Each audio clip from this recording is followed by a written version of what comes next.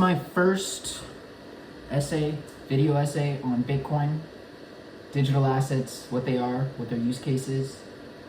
So essentially, a digital asset is a coin, a digital coin that represents a value, right, on the internet. It's a tokenized form of value on the internet. It's essentially a balance sheet, right, that shows a transaction. So if I send you a Bitcoin, it's going to be recorded on that transaction sheet. So there's going to be a record of my wallet sending a Bitcoin to your wallet, right? It's the most perfect form of money in the 25th century, right? In the 21st century. If I live in America, right? If I wanted to send someone in China $1 billion or even $1 million, how the fuck am I going to do that, right? On a Saturday night, right now, it's 3:43 in the morning. That's impossible. Impossible. Except through crypto. There's no centralized body controlling it, right? I get to choose what I get to do with my own money whenever I want to. The banks don't get to tell me when I get to send it.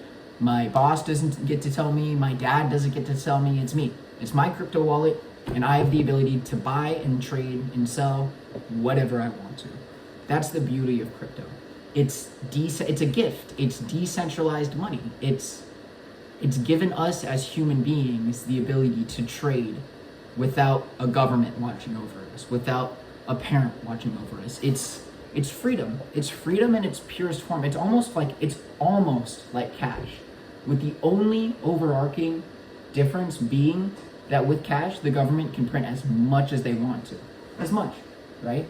So if I had $10,000 worth of cash, tomorrow it's gonna lose 7%, right? However much it's losing. So on the year, if I'm holding $10,000 for 10 years, I'm losing almost 50% of the value of that cash just because the government wanted to print more money for whatever reason. We're not on the gold standard anymore. We have to remember this, but Nixon got us off the gold standard, or maybe it was Reagan, I don't know. I'm not that. I haven't studied my political history that much, but I do know that we were on a gold standard where every single dollar was backed by gold, an ounce of gold. We are no longer off that. So the only reason why America has retained its #1 global supremacy is because other countries have been fucking up more and been printing almost 10 times more money than us. You might think, damn, like there's a lot of US dollars. There's 50 trillion US dollars. Well, there's probably 500 trillion yen or 500 trillion rupees. God, who even knows, right? That's why the US dollar is always so prominent, because America just fucked up a little bit less, which is kind of crazy, but we're here now and we have digital assets. Why are digital assets so awesome? They're decentralized, like I said. No entity, no bank's gonna be able to tell me what I get to do with my money, right? JP Morgan Chase, they don't get to take my money and loan it out because it's in my crypto wallet, right? It's decentralized. It's also got a limited mint, right? So Bitcoin has 21 million coins. There will always be 21 million. There will never be less. There will never be more. But you also have to think, out of these 21 million, BlackRock's holding 1 million, right? We can assume the US government's going to eventually hold 1 million. Let's assume 10 million, even 9 million is held by companies worldwide, right? 9 million Bitcoin being held by companies worldwide, 1 million by the government, 1 million by the largest asset manager. That leaves 9 million Bitcoin for retail. That's nothing. Try to divide 9 million of anything between 8 billion people, you're gonna get a pretty small portion of that, right? So you gotta get in now. Get in now, because in the future, when all these companies buy in and everything, you're gonna want it. And you know who you're gonna be buying it off of? Me, at whatever price I want, because I'm selling it to you and I have it and you don't have it. So the more that you're able to stack now, the better, right? The better off you are. But that goes with anything, right? You always start off young. If you're investing in Apple stock, Microsoft, whatever, just invest.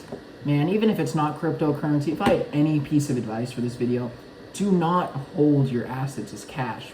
Please, you're getting robbed by the government. I know it seems stupid. I know it seems stupid to put small amounts of money into crypto.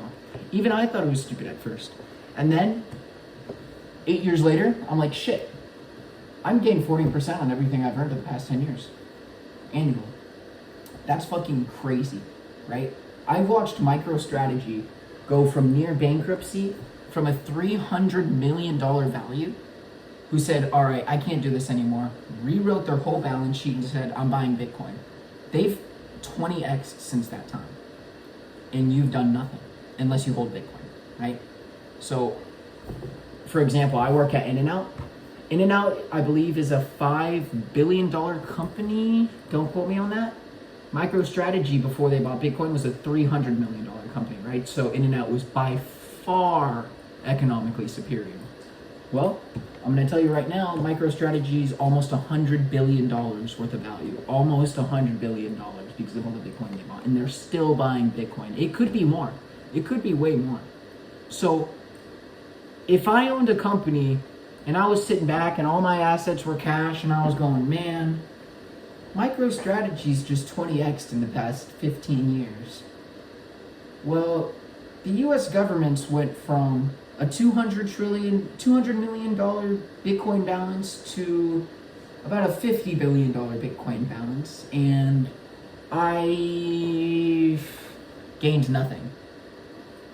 And you're probably doing something wrong, right? You're probably not making the right financial decisions, especially with your assets, right? You got to put your money to work, especially if you have that much money. Leaving it as cash, and I get it, it's a risk, right? It's a risk.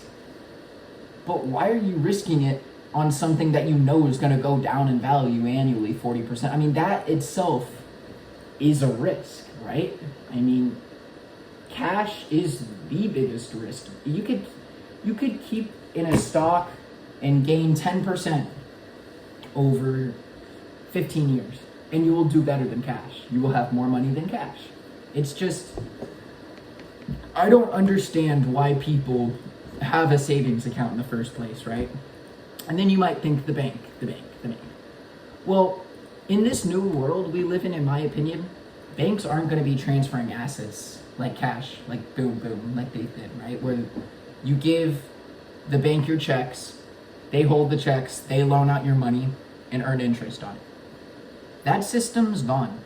Those people in power that were doing those things are getting wiped out because the world doesn't want to sit back and watch fucking JP Morgan Chase take our money, loan it out, no risk, nothing attached to him, and make billions and billions and billions, right? I don't want to see that.